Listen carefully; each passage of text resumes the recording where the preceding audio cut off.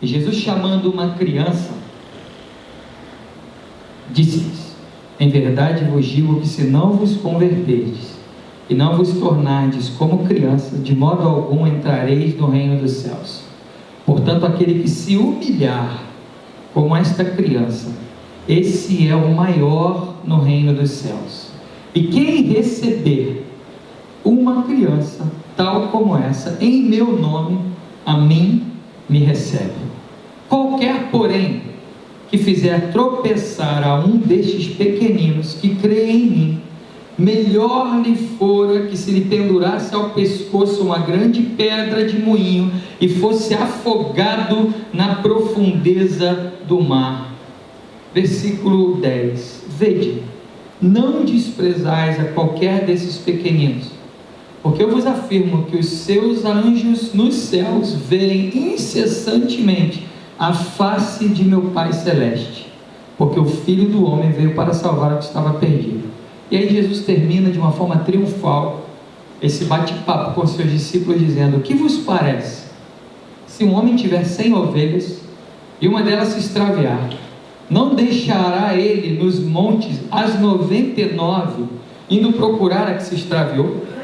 E se porventura a encontra, em verdade vos digo que maior prazer sentirá por causa desta, do que pelas 99 que não se extraviaram. Assim, pois, não é da vontade de vosso Pai Celeste que pereça um só destes pequeninos. Você pode fechar seus olhos? Senhor, fala aos nossos corações, cuida da nossa igreja, Senhor, cuida dessa manhã, em nome de Jesus, amém. Queridos, que palavra poderosa, porque nós temos tantos ensinamentos, né? Mês de dezembro, mês de Natal, uma das coisas, né? Nós temos 4 princípios muito grandes e muito fortes para investir pesado em crianças. Essa é a nossa visão, a visão pastoral da igreja, a visão da liderança. E dentre esses 4 princípios, um deles também periférico, mais importante, é para que no momento de culto como esse, nós possamos ter uma conversa de adultos. Que as crianças tenham um momento delas, para que as crianças tenham um momento maravilhoso, relevante, cheio de Deus, e que nós possamos conversar coisas preciosas também. Você que tem vindo no culto das 11 horas da manhã, sabe que nós organizamos esse horário para que nós possamos pensar, refletir melhor sobre o Evangelho, pensar sobre o que é a igreja. Muitos de nós já são consolidados na igreja, numa escola dominical, então nós podemos falar coisas um pouquinho mais profundas, de adulto para adulto. Esse texto ele começa com algo que todos nós paramos para pensar. Os discípulos de Jesus chegam para ele e falam: mestre, o que eu tenho que fazer para ser o maior? Essa é uma pergunta que às vezes a gente não faz, mas tem vontade de fazer. O que eu tenho que fazer para passar de ano direto? Meu filho estava tudo bobo, que não ficou de recuperação, não ficou de prova final. O que eu tenho que fazer para ser promovido no meu trabalho? O que eu tenho que fazer para ser conhecido, para ser um homem ou uma mulher de sucesso? O que eu tenho que fazer para ser o maior numa igreja? Mestre, o que nós precisamos fazer para que você olhe para nós e as pessoas olhem para nós e nós sejamos conhecidos de forma boa, agradável? Esses são os maiores.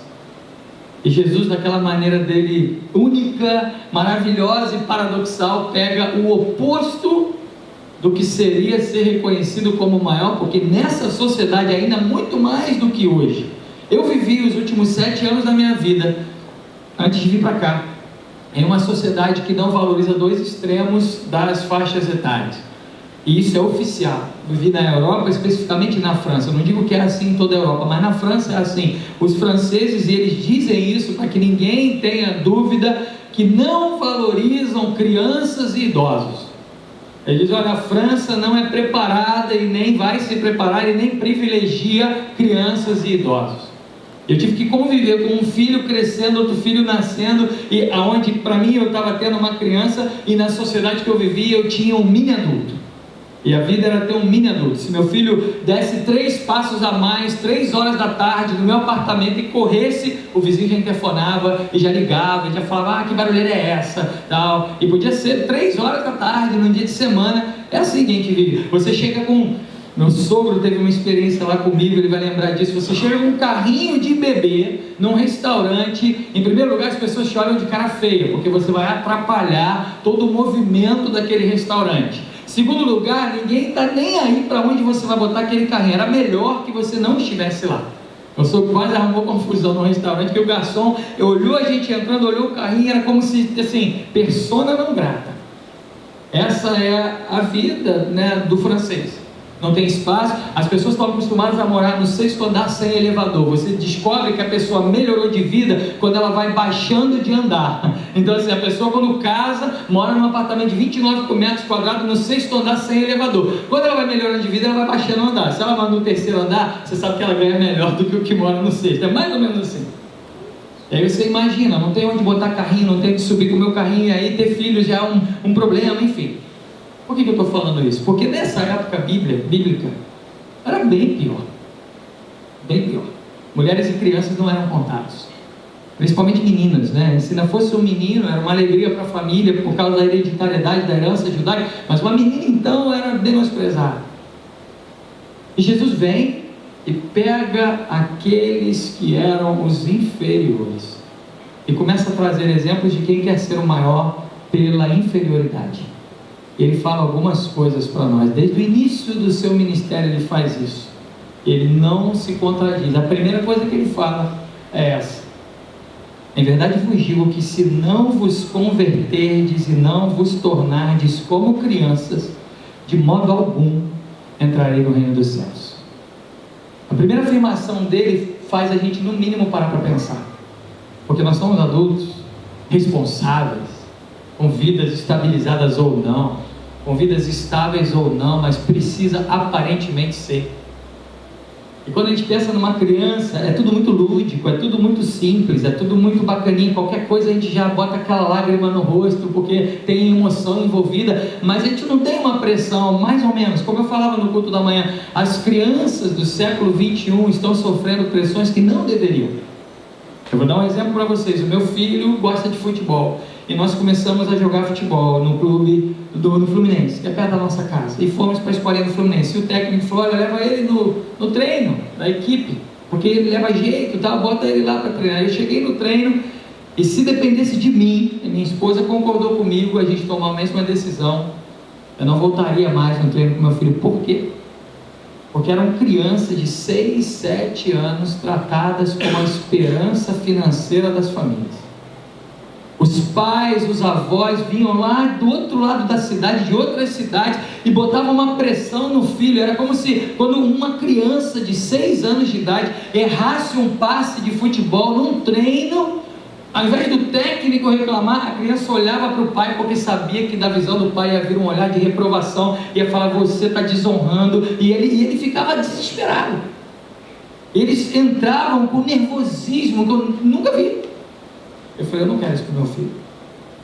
E era os pais competindo entre si. Quando um filho dava um drible mais bonito, não era uma alegria, era uma vitória competitiva. Olha, o meu filho pode ter uma vaga na seleção principal e o seu não, e eu posso viver disso, meu filho me suceder. Era mais ou menos isso que passava na cabeça dos pais em 10 segundos. Então as crianças começaram a sofrer essa pressão desnecessária, e Jesus chega para nós e fala que nós temos que nos converter como crianças. Mas são características de crianças, ou quais deveriam ser as características de uma criança? E tanta gente botando criança em tanta atividade. Eu não sou contra isso, eu amo, enfim, eu entendo também. Eu sou pai de 2, eu sei que deixar filho em casa na primeira semana é bom, mas na segunda semana já começa, enfim, a casa literalmente de ponta pro ar. Mas às vezes a gente passa do limite. É atividade de noite, é comum, é isso, é aquilo, é curso disso, curso daquilo, curso de inglês, curso de mandarim, curso de hebraico, curso de sei lá o que, porque o mercado de trabalho precisa. E é uma pressão que tem sido colocada nas crianças. Eu estou estereotipando, nem todas são assim. Mas nós temos que cuidar dos nossos filhos como crianças. Jesus fala para nós nessa manhã, Igreja Metodista de Botafogo, nós temos que nos converter como crianças. Quais são as características de uma criança? A primeira delas é simplicidade. Está se perdendo a simplicidade do Evangelho. Nunca, nunca, nunca, nunca Jesus falou na Bíblia que o Evangelho seria fácil.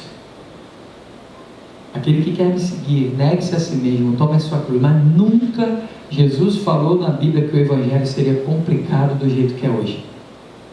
Nós temos complicado o Evangelho. Nós temos colocado tanta coisa, tanta discussão teológica, tanta coisa que não é o Evangelho no lugar do Evangelho. O Evangelho é simples. Nós temos colocado tantas regras para que pessoas possam viver o Evangelho, mas o Evangelho é simples. Para que pessoas possam atuar em determinadas situações. Eu entendo o zelo. Eu sou criado, nascido e criado numa igreja, eu entendo o zelo de não fazer mal feito, mas às vezes nós estamos perdendo direções muito claras que Deus tem dado para a sua igreja, porque nós estamos complicando o simples.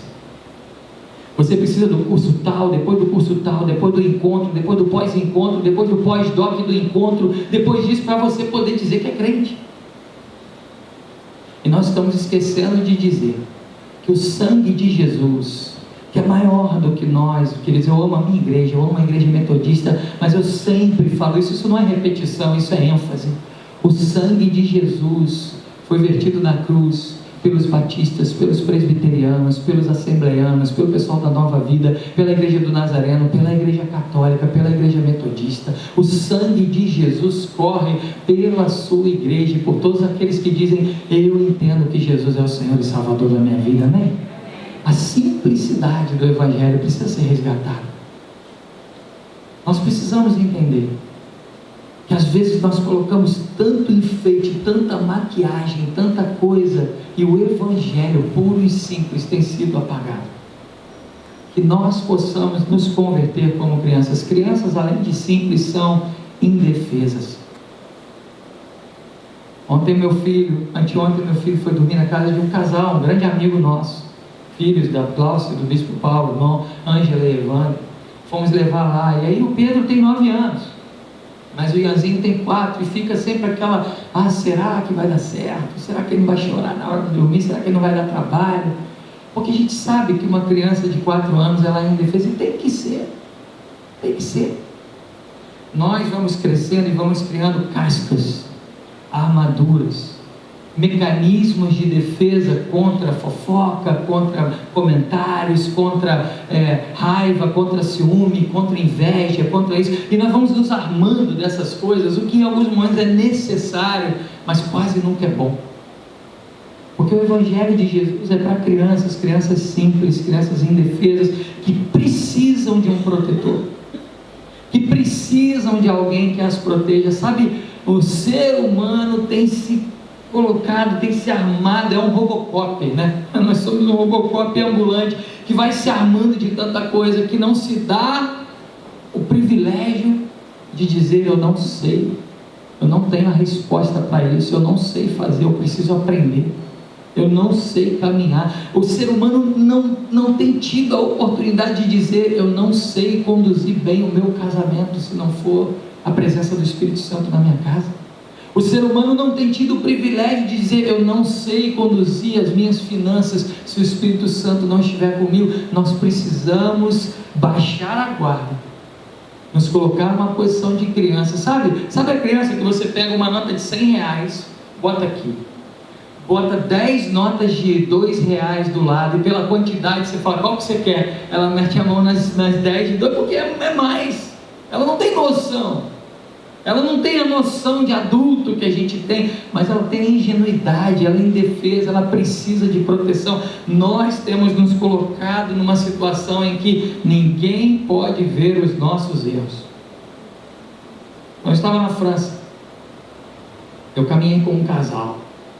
Uma das coisas que nos faz investir no ministério infantil é porque eu sei das bênçãos a médio e longo prazo que isso traz. Eu vou dar um exemplo, a minha vida. Os meus melhores amigos, de todos os que eu já fiz, e olha que tem bastante, hein? Minha lista de casamento, cada vez que eu chegava com ela para o meu sogro, corta pela metade. O sogro não dá, corta pela metade. Mas também começou com quase 1000 nomes. Eu entendo, hoje eu entendo meu sogro. Filho de pastor metodista que roda em tudo quanto é lado, né? Toca, não sei o quê. Olha só, uma lista de convidados aí, 1000, você tá louco. Aí foi reduzindo. Mas os meus melhores amigos, de todos os amigos que eu tive na minha vida, foram aqueles que cresceram comigo num ambiente de igreja. São aqueles amigos que me chamam pelos apelidos, que às vezes eu gosto, às vezes eu não gosto muito. São aqueles amigos que conhecem meus erros, são aqueles amigos que me ligam para me exortar, são aqueles amigos que vão dar risadas comigo. E eu percebi isso em 2 ocasiões. A primeira delas, quando eu estava na França, e um desses amigos foi me visitar. Queridos, nós passamos uma madrugada, e eu acho que eu nunca ri tanto, a minha barriga, mas ela doía, mas doía de tanto rir. E no dia seguinte eu percebi que eu estava 1 ano e meio sem dar boas risadas. Eu falei, isso não é bom, porque o pessoal é triste, o pessoal é meio depressivo. Eu falei, isso não é bom. E o segundo caso, nós estabelecemos um casal para ser líder do departamento do Ministério Infantil. O ministério começou a crescer, nós trabalhávamos com arte lá na igreja, a gente alugava um teatro, era peça, era coisa maravilhosa. E é óbvio que vem batalhas espirituais por trás disso, porque Deus sabe, e o diabo também, de que o ministério infantil forte vai trazer esse tipo de amizade para dentro da igreja, onde as crianças vão crescer solidificadas. É óbvio que Deus e o diabo sabem disso. O que aconteceu? Houve um problema nesse casamento. Houve um racha, houve uma traição, houve um problema sério, e ninguém falou nada para ninguém, por uma questão cultural. Eu era o pastor e melhor amigo deles, e por uma questão cultural, o dia que eles vieram na minha casa, no dia anterior estava tudo muito bem, no dia seguinte eles chegaram para mim, estamos nos divorciando. Eu falei, como assim? E me contaram uma situação inacreditável. Eu falei, não é possível, isso aconteceu, mas a gente não está aqui para pedir conselho, a gente está aqui para comunicar. E sabe o que aconteceu, queridos? Eu comecei a chorar com eles, porque era um casal muito precioso. E sabe o que eles falaram para mim? Pastor, você não pode ser nosso pastor, porque você chora. E chorar não é bom. E eu virei para eles no final de muita insistência, depois de ver que nada poderia acontecer, eu falei, verdadeiramente eu não posso ser o pastor de vocês, porque eu choro. Nós estamos perdendo o privilégio de chorar. Chorar com os que choram, se alegrar com os que se alegram. No mundo triunfalista de hoje, onde você se converte e a vida tem que ser impecável, e a conta bancária tem que ser impecável, e o carro tem que ser no mínimo do ano, nós estamos perdendo o privilégio de chorar e de dizer, eu não sei conduzir as coisas da minha vida se o Espírito Santo não estiver comigo. E Jesus fala, nós precisamos ser como crianças, simples, indefesos, que precisam de proteção, que têm a humanidade de dizer, eu não sei governar minha casa, eu errei, eu não sei se eu errei. Nós precisamos voltar para essa essência do Evangelho. Igreja Metodista de Botafogo. Olha, existem técnicas, infelizmente, existem técnicas de pastoreio que lotam esse templo, e a gente precisaria fazer 5 cultos em questão de meses. A minha vontade e a minha profecia é que muito em breve nós precisamos aumentar o número de cultos, que hoje são 3, porque não vai caber gente aqui, mas eu não quero negociar valores bíblicos para que isso aconteça. Não precisa. O Evangelho tem que ser o Evangelho de verdade, que nos dá o direito de chorar, que nos dá o direito de dizer, eu não sei fazer, para onde irei, Senhor, se só Tu tens as palavras de vida eterna. Precisamos voltar a falar como crianças. Mas Jesus continua, e Jesus dá a negativa. Ele diz que além de nós precisarmos nos converter como essas crianças, Ele diz, qualquer um, porém, que fizer tropeçar a um desses. E aí Ele coloca a criança, queridos, você vai lendo ao longo do texto, na figura do novo convertido, do novo na fé, do novo, daquele que era desviado. Ele coloca vários exemplos para trazer esse texto para nós. Ele diz, e qualquer um que fizer tropeçar a um desses pequeninos, melhor lhe fora que se pendurasse ao pescoço uma grande pedra e fosse afogado na profundeza do mar. Que palavra forte! E aí ele traz uma palavra para os adultos, para os maduros na fé. Ele diz, olha, além de você ter que se converter como uma criança, além de você ter que se preocupar e priorizar a simplicidade, a humanidade do Evangelho, você precisa olhar para esses pequeninos na fé, como diz Romanos 14, os nécios, os fracos na fé. e não se colocar como juiz dele, não se colocar como patrão dele, não se colocar como alguém que vai acima daquilo que essa pessoa é. E se você fizer essa pessoa tropeçar, diz a Bíblia, não pastor não, melhor lhe fora colocar uma pedra no pescoço, e era melhor se afogar.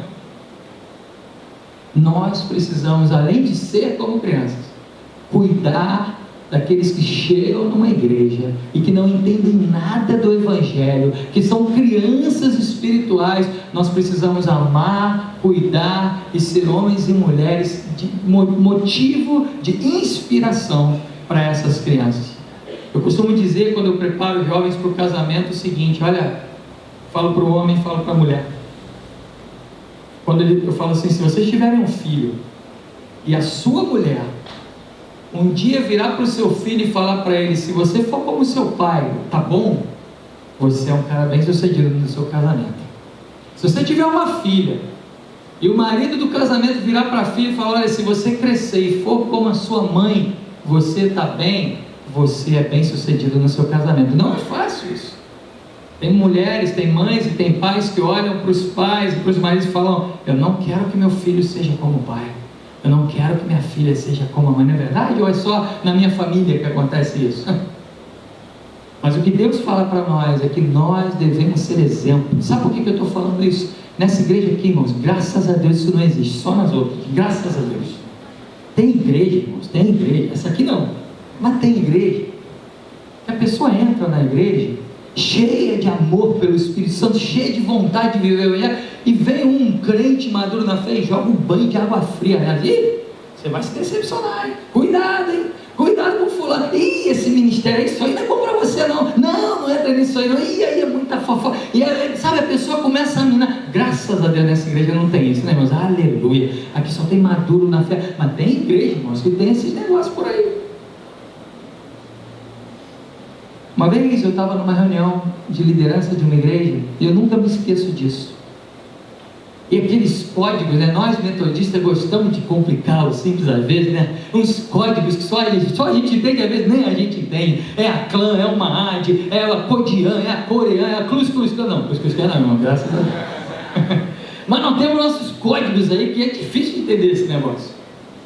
E a gente estava numa reunião de liderança lá, e entrou uma pessoa que estava sendo caminhando na fé, e primeira reunião de liderança dela, crescendo no Evangelho, e todo mundo falando de clã para lá, Maad para cá, e Coreia para lá, Codian para cá. Eu olho para aquela pessoa ali, ela é igual um ping-pong assim, eu pensei, essa pessoa está boiando, ela está viajando, ela não está entendendo nada, e ela ousou levantar a mão, e no meio de uma reunião de líderes da igreja, ela levanta a mão e ela fala: por favor, o que significa clã? Quando ela falou isso, irmãos, eu abaixei a cabeça e falei: eu quero ver o que vai acontecer agora. E para minha infelicidade, queridos, as pessoas: como é que você não sabe disso? Como é que você não vai esses nomes? Como é que pode? Não sei o quê. E eu fiquei pensando comigo: porque ninguém nunca ensinou, porque ninguém nunca caminhou com essa pessoa e ensinou coisas simples, nem tão simples assim às vezes. Essa pessoa se frustrou, e foi difícil recuperar essa pessoa para uma vida de liderança. Vocês estão percebendo o que eu estou falando? Não basta se converter como uma criança, mas é necessário também tratar daqueles que numa igreja são considerados crianças e não servir de pedra de tropeço para ele, porque Jesus diz que se isso acontecer, é melhor você ir para se afogar com a pedra no pescoço. Você está no teu ministério, você está numa reunião, você olhou alguém que não entende nada, que é novo na igreja, ao invés de colocar mais peso em cima dessa pessoa, liberta ela de qualquer julgo, de qualquer coisa. Seja um exemplo, que essa pessoa possa olhar para você e falar: daqui a uns 4 anos, se eu for igual a essa irmã, se eu for igual a esse irmão, eu vou me sentir uma pessoa firme no Evangelho. Será que você pode dizer isso para uma pessoa nova na igreja? Será que você pode falar: eu acho que eu posso servir de referência? A gente fala tanto de discipulado, fala tanto de virou moda, e é tão bom, isso é tão bíblico, mas discipulado, num primeiro momento, é alguém querer te seguir. Um dos maiores fazedores de discípulos do século XX não foi evangelho, o nome dele é Adolf Hitler. Tem discípulo de Hitler até hoje, e não tem nada a ver com o evangelho, mas foi um excelente fazedor de discípulos, porque ele conseguiu fazer com que pessoas até hoje o sigam. Então, na primeira instância, ser um discipulador de alguém é fazer com que alguém queira seguir você. E Jesus fala isso. E Jesus não poderia terminar esse texto de forma mais gloriosa. No final de tudo, ele faz uma analogia. Jesus gostava desses negócios, né? Nós pastores, irmãos, a gente se prepara e às vezes mesmo assim sai errado, e você lê, faz a exegese, a hermenêutica, isso e aquilo, e compara a teologia X com a teologia Y, e tenta, né, no seu maior esforço, com a ajuda do Espírito Santo, ser alguém irrelevante e que traga uma palavra para a igreja entender de A a Z. E mesmo assim, às vezes, aqui não, graças a Deus, né? Se veja não, mas tem umas igrejas aí que saem reclamando do pastor, enfim, aqui não, graças a Deus, né? Mas a gente faz isso. Jesus era impressionante. Jesus ia ser reprovado em todas as matérias de homilética do seminário. Ele vinha e na hora de pregar ele falou: ó, um semeador joga uma semente aqui, joga outra semente ali, joga outra lá, essa nasce, essa não nasce, um abraço, tchau. Imagina se eu viesse pregar assim. Ó, acontece isso, jogar. E ele ainda tinha a ousadia no final e falou: eu fiz de propósito para que ninguém entendesse mesmo. Imagina, o pastor ia estar, né? Não ia ter igreja para ele. Mas Jesus, ele gosta dessas histórias. E ele termina a sua pregação, a sua aula de como ser crente, com a seguinte história. Olha, tinham 100 ovelhas. Eu estava lá no Mato Grosso do Sul essa semana, ministrando uma conferência missionária. Estava eu, o bispo João Carlos, o bispo Adonias, e aí começaram uma musiquinha lá que eu não tinha ouvido. Eram 100 ovelhas, e foram embora. E eu não sabia, queridos, que essa música, ela canta de 100 a 1, ao contrário, até acabar. Eu não acredito, e foi, e era 99, 98, e o bispo João Carlos lá empolgado, pelo amor de Deus, vamos dormir. Demorou uns 20 minutos para acabar a música. Mas enfim, tudo isso para dizer que eram 100 ovelhas na história de Jesus, e uma delas se perdeu. E aí eu fico imaginando a minha vida como pastor, no pastor do século 21, muitos livros, muitas igrejas, muitos líderes dizem que com uma perda de até 5%, 6%, uma igreja vai muito bem. Uma igreja que convive com uma perda de 5% a 6%, mas que tem um crescimento, ela está muito bem. E eu olho para esse texto quebra com qualquer teoria dessa, porque tem uma perda de 1%. Já imaginou, você que é empresário, você que é comerciante, 1% de perda é aceitável, né, queridos? Para qualquer negócio saudável, qualquer empresa saudável, se no final eles dizem: olha, eu tive 1% de perda, beleza, tudo certo, não é verdade? E é o caso. 100 ovelhas, uma se perde. Imagina uma igreja com 100 membros, um se perdeu. A maioria dos pastores ia ficar talvez, né, está dentro da média. Vamos levar os 99, vamos cuidar para os 99 continuarem firmes. O que Jesus faz, queridos? Jesus, ele chega e ele quebra com qualquer teoria de plantação de igreja. Diz a Bíblia que Jesus larga as 99 ovelhas. Ele não coloca elas no aprisco, ele não coloca elas em segurança. Ele deixa as 99 ovelhas no monte pastando e vai atrás de uma. Eu fico imaginando, mas e se as 99 resolverem se perder também? Ele vai atrás de uma e volta, se perderam mais 5, e aí vai, porque está tudo solto. E diz a Bíblia que quando essa ovelha é resgatada, há mais festa no céu do que pelas 99 que estavam ali. Ele termina esse texto dizendo que Natal é olhar para Jesus e colocar Ele como foco, e saber que ser maior no reino de Deus é ser como uma criança para Ele, é cuidar das crianças que Ele tem colocado dentro da sua igreja. E se por acaso uma se perder, você para a sua vida e vai caminhar atrás dessa uma. Amém? Nós falamos, nós cantamos, somos família, somos corpo, assim bem ajustado. Em muitos momentos, graças a Deus aqui nessa igreja não, né, irmãos? Isso vira uma hipocrisia. Meus irmãos, eu tenho 2 irmãs. Se uma irmã minha sumir e amanhã eu descobrir que ela desapareceu, eu paro a minha vida. Eu vou para a polícia, eu vou para o jornal, eu vou ligar para os meus amigos, eu vou fazer um escândalo, eu vou botar foto dela na rua, eu vou correr a cidade do Rio de Janeiro inteira. E se precisar sair do estado, eu vou atrás das minhas irmãs, porque elas são minhas irmãs. E acabou, a minha família não é mais completa a partir do momento que ela sumiu. Às vezes uma pessoa entra numa igreja, aí sai da igreja, e aí vem aquele papo dos crentes: você lembra de fulano? Não, lembro mas com o cabelo assim, não sabe nem o nome, aquela que tinha um cabelo, aquele que tinha um cabelo, ou aquele que não tinha cabelo, aquele careca, mais fácil de falar, né? Não sei, pois é, ele anda sumido, né? Mas isso 2 anos depois, 3 anos depois. Jesus diz que Natal é época de priorizar caminhos. E se por acaso uma se perder, você para a sua vida. Isso não é tarefa de pastor, não é tarefa de líder de célula, não é tarefa de liderança consolidada há 20 anos na igreja. Isso é tarefa de todo aquele e aquela que um dia disse: Jesus, você é o Senhor e Salvador da minha vida. Você para o que você está fazendo e vai atrás dessa ovelha, desse pequenino, como diz a palavra, e diz aqui: há mais festa no céu por esse pecador. Já parou para pensar nisso? Queridos, olha, agora durante 2 semanas o pastor não vai estar na igreja não vou mais fazer culto, vou botar alguém para pregar aí, se vira aí porque fulano se perdeu e eu tenho que ficar atrás dele. Imagina, a avaliação desse pastor no final do ano ia ser péssima, irmãos. Mas é o que a Bíblia fala, não só para pastores, mas para a sua igreja. Eu quero orar por você, quero orar pela sua vida. Se você tem colocado uma casca, se você não tem se permitido chorar, se você não tem permitido que a simplicidade do Evangelho entre na tua vida, se você não tem permitido dizer para você mesmo e para Deus: Deus, para onde eu vou se só você tem as palavras de vida eterna? Se você tem estado tão adulto na sua vida, e seus problemas são tão adultos, essa é uma manhã de refrigério para você. É Natal, Jesus nasceu, e nesse mês de dezembro nós lembramos todo o pacote que Ele traz junto com Ele. Um deles é: bendito Deus Pai, que nos reconciliou em Cristo Jesus e nos deu o ministério da reconciliação. É manhã de reconciliação, é manhã de você falar: Jesus, eu preciso me reconciliar contigo. Ano que vem não pode ser igual a esse.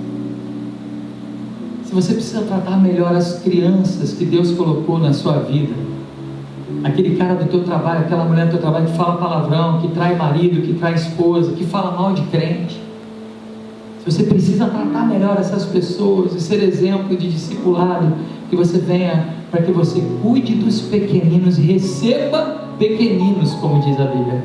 E se por acaso um desses, pode ser teu filho, pode ser tua filha, pode ser teu primo, pode ser tua prima, pode ser alguém que você trouxe um dia na igreja, se um desses se perdeu, essa é a manhã de você assumir um compromisso com Deus e falar: Deus, eu quero essa pessoa em segurança.